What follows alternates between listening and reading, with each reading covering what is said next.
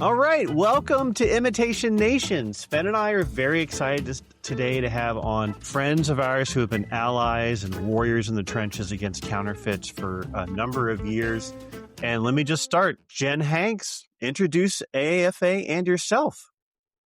Thanks, Shabir, and thanks, Ben, for having us on. It's so great to be here with you.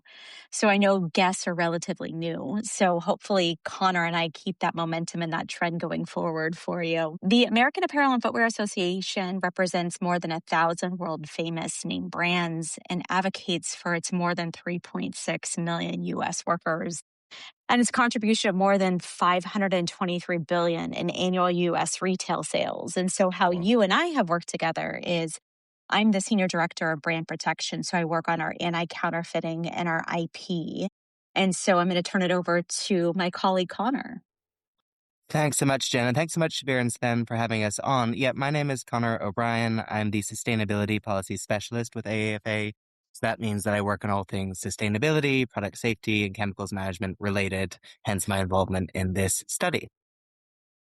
Well, I was actually, even if I didn't know you and hadn't worked alongside you with Sven and our federal affairs team, I would have wanted to have you on because your report last month about unboxing fake fashion and real dangers really hit me. And I'll tell you the moment that I sort of freaked out as I was reading it. I was reading it and I was reading about this counterfeit hat, sports hat that you identified that was brought into the country for sale here. And it had 10 times the allowable amount of formaldehyde in That's it. crazy. And I was like, okay, I wear hats all the time. It's been like 80 degrees in San Francisco all weekend. I wore a hat all weekend and I sweated it. And I'm like, okay, so I'm like basically putting formaldehyde in my skin if I'm wearing that counterfeit hat. And I was shocked. What was your reaction when you actually found that? I think a similar reaction of shock, as people with heads and people who put things on those heads occasionally, formaldehyde seeping into your skull is less than ideal, And so we highlighted a number of counter studies within the study, but formaldehyde in particular, this sports cap, it had 10 times the regulatory limit for formaldehyde. So we publish annually our restricted substances list where we put out all of the chemical laws that apply to the apparel, footwear related product industries. And this is really concerning. Formaldehyde is associated with cancer, with nose and throat, and with leukemia. And so this is sort of less than palliative, right? If I have a sports cap that I have to wear on my head and it's seeping chemicals into my skull, that this is something that we should be concerned about and something that should ideally spur on action on counterfeit products. In fact, we pointed out a number of counterfeit products that had less than ideal chemical compositions, shall we say.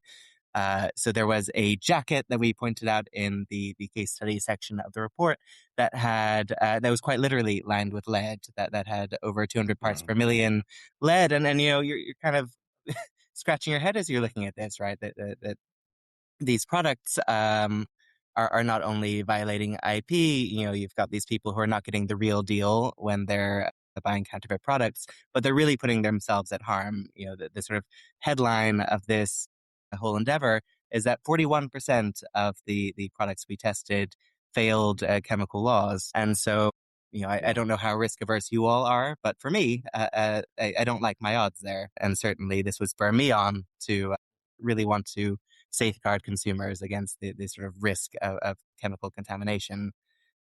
When you have a pair of sneakers that are almost 200 times the regulatory limit for phthalates, which are endocrine disruptors, that would give me pause.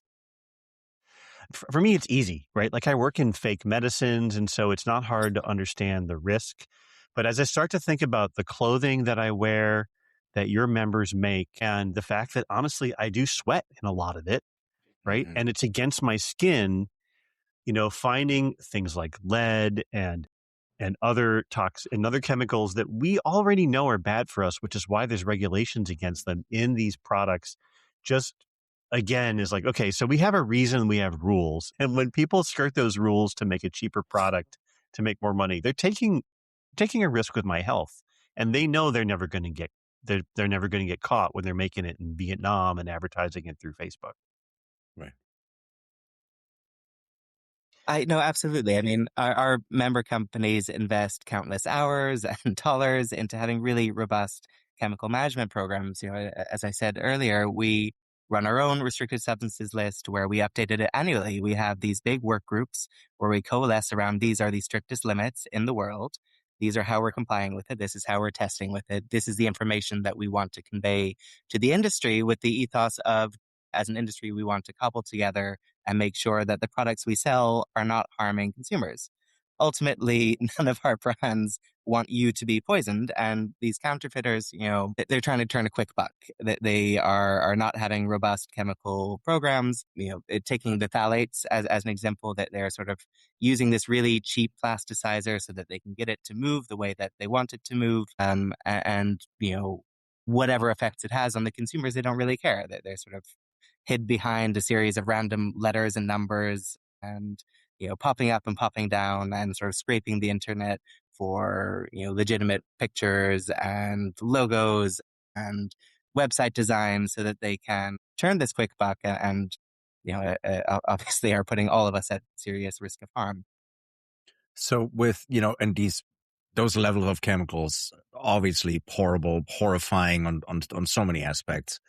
And, it's amazing that the industry has, you have these self-regulating guidelines and standards where you're like, hey, this is what we test for and this is right. But especially probably in the US and EU, I would assume it probably even goes higher than that, right? Meaning that if one of your members would decide to produce a jacket that has 40% lead in it because they're like, hey, that's what we want to do, they could not legally sell it on the market. I would assume that the EU or the US has some form of safety standard where they say, no, you cannot sell a jacket covered in lead paint, right? So it's not just hey, this is against what we believe is right. This also probably violates several laws and standards, right?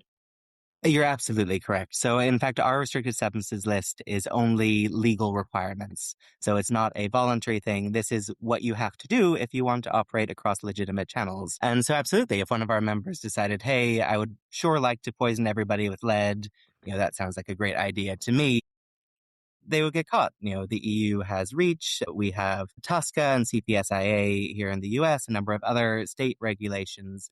They would get caught that via doing the right thing, operating in right channels, they are within this regulatory framework, whereas these counterfeiters are skirting regulations, making that money, violating IP, and putting us all in danger. Yeah.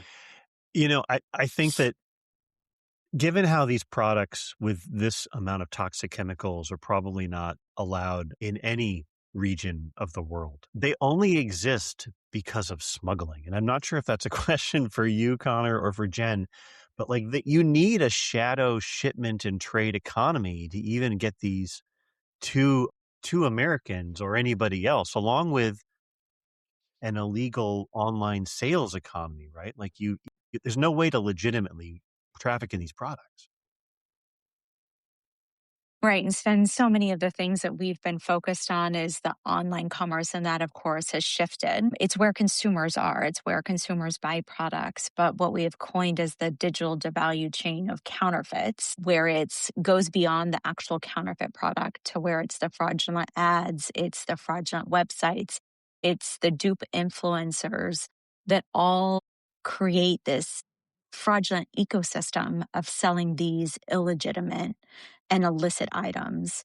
And it's a concern. So I'm just going to pick up where Connor left off in terms of the 4 case studies that we had. So the formaldehyde hat that you guys were talking about was purchased from a fraudulent website. It also had leveraged ads from Facebook to take consumers to that fraudulent website. The down jacket that Connor mentioned that was literally lined with lead was purchased on Facebook. There were 2 sellers, one linking to an Instagram account, another to a Facebook account, where they were selling the counterfeit black men's down jacket online.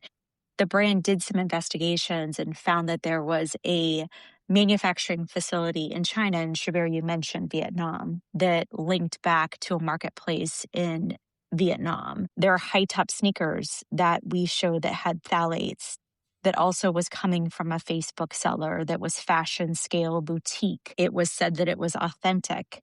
This seller also had a presence on Facebook, Instagram, and eBay. And then the last case study that we showed was a brown handbag. This had phthalates on it and a toxic level of nickel. It was purchased from a fraudulent website. It was promoted by a TikTok dupe influencer. So you always hear link in bio. So that link in bio was a link tree that linked to several spots where consumers can go and purchase this counterfeit item that was a toxic level of nickel.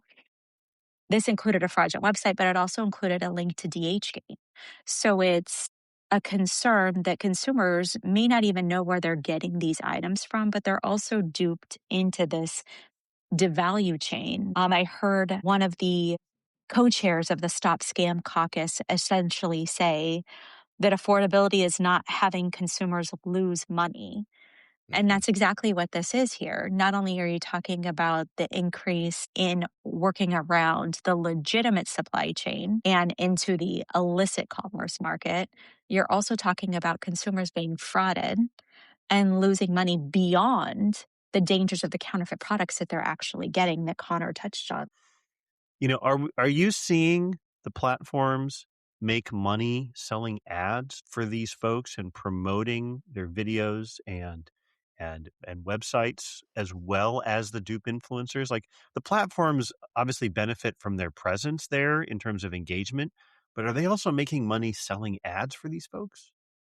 So I think that's a specific question for platforms. But what I can say is the Reuters special investigation definitely detailed internal documents that show the calculation over addressing fraudulent ads compared to actually addressing and putting in mitigation efforts where they are known. In fact, in the Reuters report, they even said that they, as a de-incentivizing method, are charging known illicit actors more for fraudulent ads. And where we know on the political advocacy space, there are more proactive measures and preventative tools that are put in place to keep those from even going online. We've had members share, and we do a robust reporting to the USTR's Notorious Markets annual comment period in October, where we have detailed at length what members are sharing with us, where members report that they are telling a platform they don't even have a sale,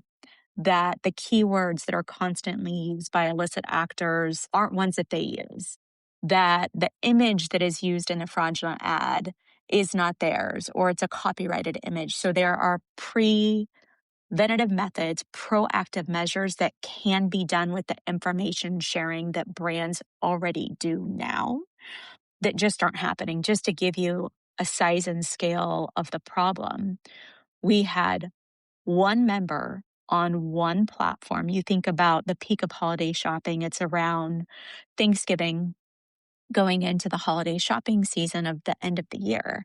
We had one member, one platform remove 200 fraudulent ads one week on the same platform.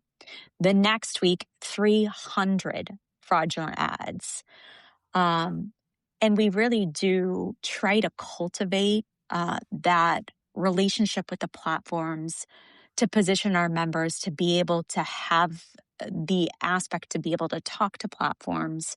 I mean, there are some that are willing to come to the table more than others to really help, and where we don't have hardly any or the lack of will to really address for the long term the problem. It's a hard aspect to address. And I don't think we're really going to see meaningful improvement until we really have some de-incentivizing legislation and regulation to address the problem. What you just described, especially like the number of ads that a single member had, that's horrendous. Just for the listeners who haven't read that Reuters report yet, and we'll add the link to it in the show notes as well. But just to give the scale of it, right? So that was Reuters who in 2025 reported that when it looked at Meta's internal reporting, that roughly 10% of its annual revenue of 2024, which was roughly $16 billion, estimate is coming from something that is tied to an ad that has to do with a scam or a banned good, right? So Facebook internally acknowledging, hey, we know that there's a lot of revenue coming in.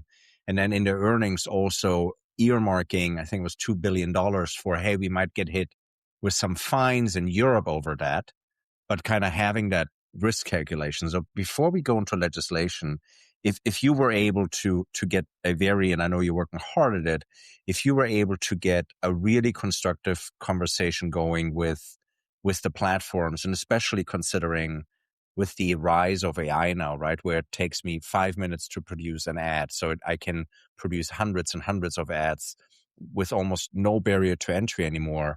What would you ask these platforms to proactively do so you don't have to wield the heavy sword of legislation? It's really in the pre-verification of users. And this really came out of a conversation with members during our lobby day last year, where those tools are already implemented for advocacy or political ads. There's more being done on the front end. And the helpful tool there is that it's also helpful for consumers to Mm-hmm. sift through all of these fraudulent ads that are populated. The reactive mechanism of addressing them when they're already populated is unworkable. You can't address it at the speed that needs to happen before a consumer can report it or a brand can find it. And then also the internal way to report a fraudulent ad on the brand rights tool or the IP reporting tool sometimes is delayed or it doesn't match with what is available publicly. So the reactive, you're already too late. We've also had members share that even if they get a counterfeit removed from a seller, or if they have a seller removed, that they can't remove the fraudulent ads. And so the fraudulent ads continue to run past the lifetime of even when a seller is removed. Oh, wow. Jen, this is a new concept to me. What is a dupe influencer? So it's a fake influencer who is on social media who is talking about the glorified counterfeits. So they talk about buying a counterfeit, or we've also had members share that it is someone who knows how to work around the system that will show a sign up, but essentially the purpose of the individual is to sell illegitimate commerce. And so it's counterfeits or whatever else they're selling, um, where they drop a link in bio, as we saw with our counterfeit test. One of the case studies had a dupe influencer who was selling a counterfeit purse that we tested. This dupe influencer had a link in bio, a Linktree account that went to DHgate, went to a fraudulent website where this counterfeit product was purchased. Oh, Connor, what else should we take away from this report? Have we missed anything important? No, I mean, the key takeaway should be that, you know, not only are you not getting the real deal, as we've said over and over again, is that you're exposing yourself to risk, that these actors are defying legal requirements, are not implementing robust chemical controls, certainly, and are therefore exposing us to chemicals, whether it's an endocrine disruptor or is cancerous or is going to affect your reproductive health. All of these sort of chemical issues should lead you to act, to do something, to really protect consumers and to act on what Jen has been saying. Certainly I, as a consumer myself, now much more cautious when I enter the marketplace. Just this past holiday season, I caught 3 different ads that were sort of the first ones that were prompted to make when searching for gift items that turned out to be dupe ads. And, this is real, this is insidious, and this sort of idea of pre-verification is critically important. Are we seeing tariff fraud here as well? One of the problems I see with counterfeit medicines that I'm now starting to be aware of is that when they're shipped in, the manifest is not honest about either the value or even the contents of a counterfeit medicine. And I know that this administration is very concerned about making sure that everybody is compliant with tariff taxes and getting them paid. Are you seeing tariff fraud with these counterfeit clothing items? So counterfeiters look to make the most profit possible, period. They are looking at ways to work around the system that's put in place. Connor talked about all the due diligence that he works with, creating the RSL, making sure that brands know the regulatory benchmarks globally. Counterfeiters don't care about tariffs. They don't care about making sustainable products. They don't care about making safe and durable or legitimate products. Um, on the tax piece, the National Association of Manufacturers issued a 2019 report, just to give you kind of a size and scale in terms of the tax loss. So, using 2019 figures, counterfeiting would have subtracted nearly 131 billion from the US economy. That means 22.3 billion of lost labor income, over 300,000 fewer jobs, 5.6 billion of lost federal tax revenue, and nearly 4 billion less in state and local tax collections. So if you think about those local resources and even federal resources, what that could go to, that's definitely something that regulators and lawmakers across all sides of government should be concerned about. Those numbers are simply staggering. And you started to talk about why governments should very much care about it. And you mentioned that there is a governmental action needed. You also mentioned that, hey, if people could verify sellers early on, like more upstream, so it never develops. And I always say this: illicit markets are incredibly hard to combat once they develop. So my question is, with that, what would you want for Congress to do? And when we talk about this topic, often I hear people say things like, we just passed the Inform Act that kind of fixes it all, right? They look at one thing, they're like, oh yeah, now we fixed that's under control now. So talk to me a little bit about what would you want them to do and what is still not fixed. Well, Sven, there's a slew that we want.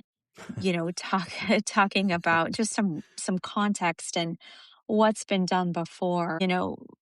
USTR just released the Notorious Markets report last week, and it is great and wonderful that they have mentioned US platforms within the report. So they called out TikTok Shop, they called out Meta's Facebook and Instagram specifically, and this is great that they are recognizing the existing concerns across e-commerce and social media sites. The report has predominantly been focused on counterfeits, but now they're looking at the wider ecosystem and more of the value chain of counterfeits that we've continued to flag. So it's the fraudulent websites, it's the dupe influencers, it's the fraudulent ads that we touched on, and looking at ways that items could be addressed. And so another thing that has been done beyond the Notorious Markets report is in the first Trump administration, the U.S. Department of Homeland Security released the Combating Trafficking in Counterfeit and Pirated Goods report.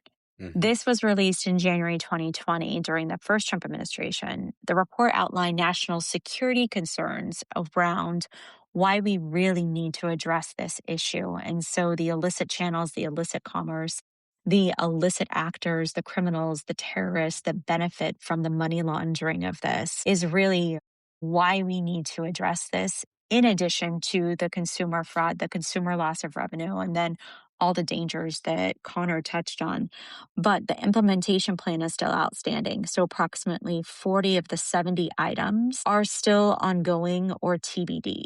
And so re-upping that report, looking at that, and I know the Trump administration released the national security strategy and mentioned intellectual property within that. So this is one way to re-up it as an administration priority and ensure that those who are profiting from this illicit stream are also not endangering consumers. a couple tactical things that we are advocating for, and we just had our board of directors on the Hill for a lobby day. The first ask was moving HR 4934. This is the information sharing. So it's Reps Moore and Schneider on the House and Grassley and Hassan in the Senate. The bill would authorize CBP essentially to provide more information at the first ask to brands to identify a counterfeit product. And so it would be hugely helpful where we've seen communication going back and forth from brands and CBP for about a month. And so it's Yep. making sure that those counterfeits are taken out of the stream of commerce before they even get into an American home. We just had Travis on the show, and he advocated for that bill.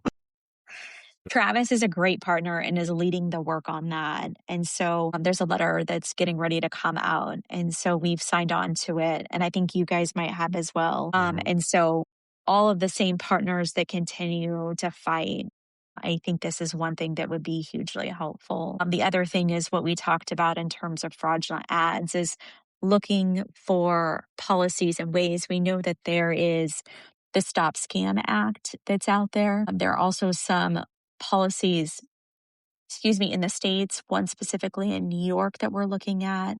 And so if there's more that we can do there, especially given what our members have shared, that is something that we're looking at. Our members talked about both in the board of directors lobby day and then also in the brand protection lobby day last year about the dangers of both the fraudulent ads and fraudulent websites as it impacts consumers. And just a couple numbers to throw out, one from Pew that 36% of US adults say they've ever bought an item online that has either never arrived or was counterfeit and was not refunded. And so if you think about that, 12% of Americans say that that has happened to them within the past year. And this dropped around the same time when our notorious Marcus report was filed during the peak of holiday shopping. And the FTC has said that online shopping is the number one. Online shopping issues were the second most commonly reported in the fraud category. So going back to what the co-chair of the Stop Scam Caucus mentioned about the affordability and consumer loss of funds is definitely important to think. And then the third thing is our co-work. Shabir, I know that we've been on the Hill together about this, is Shop Safe. And this is really getting at counterfeit items that are posted online. If platforms don't adhere to a series of best practices, then the platform can be held liable. It also includes proactive measures and then addressing repeat infringers. And so it's really trying to hold to those core tenets of that bill. We've talked about reintroduction, and we're hugely thankful for Senators Coons and Tillis for leading all that work. But if that is planned for reintroduction in the 119th Congress, to really hold as tight as we can to those much needed policies for all of the issues that we have talked about on this. And then the IP leadership of Senators Tillis, Chairman Nadler, and Chairman Issa, we're going to be missing in future Congresses. So really, this is the window to really get so many of these policies done now to help consumers. Jen, Meta has specifically made money from facilitating some of the sales of these counterfeit items, have they not? That's correct, at least in our counterfeit report. So 16 out of the 39 products failed. Part of what we did with this report was went back to members and tried to identify where those products came from. And so out of those 16 failed products, we got information that at least 25% of the failed products touched Meta. So I know we talked about the down jacket and the sellers. We talked about the high top sneakers. We talked about the formaldehyde hat, and the down jacket. And so all of those in that case study touched Meta either through sellers or through fraudulent ads. And we didn't have all 16 participants participate. So there could be more beyond 25% that touched Meta.